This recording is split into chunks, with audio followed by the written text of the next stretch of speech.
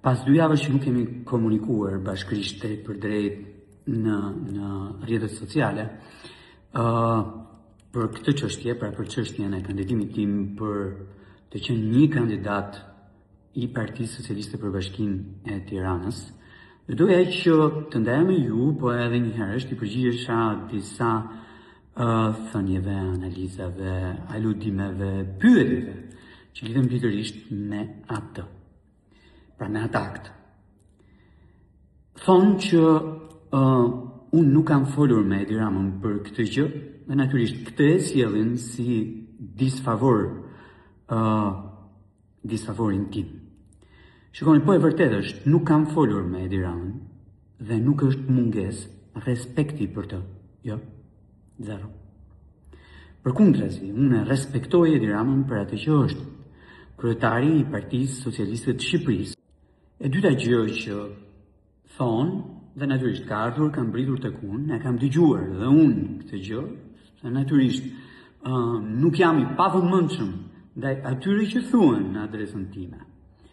Erion Braçën e ka nxjerr Edi Rama, thonë, në funksion të disa nevojave që ai edhe Partia Socialiste ka në këtë moment. Jo, nuk është e vërtet.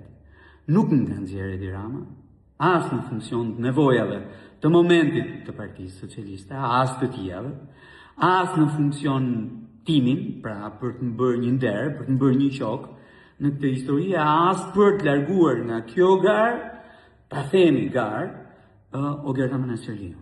Madje kush më njeh e di fare mirë që po të ishin këto arsyet, i pari që do të kisha refuzuar shumë qartë do isha unë.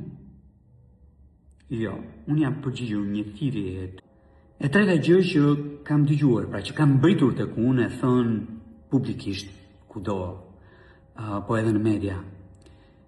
Erion Braçën nuk po sulmon ende Edi Ramën, edhe kjo sillet në disfavorin tim dhe unë konsiderohemi pa besueshëm pikërisht në mungesë të sulmit ndaj Edi Ramës. Shikoni, mua në këtë parti mu bën shumë vite, edhe natyrisht edhe në politik mu bën shumë vite. Nuk jam marrë me njerëzit, jam marrë me çështjet dhe natyrisht parimet që mbulojnë këto çështje edhe gjithmonë duke parë impaktin e tyre në raport me njerëzit e zakonshëm të këtij vendi. Pra, fokusi themelor janë njerëzit, po jo ofiçarët. Nuk më intereson ajo që njerëzit dhe shërbimin ndaj tyre në funksion të disa parimeve që duhet ta bëjnë këtë qytet të pranueshëm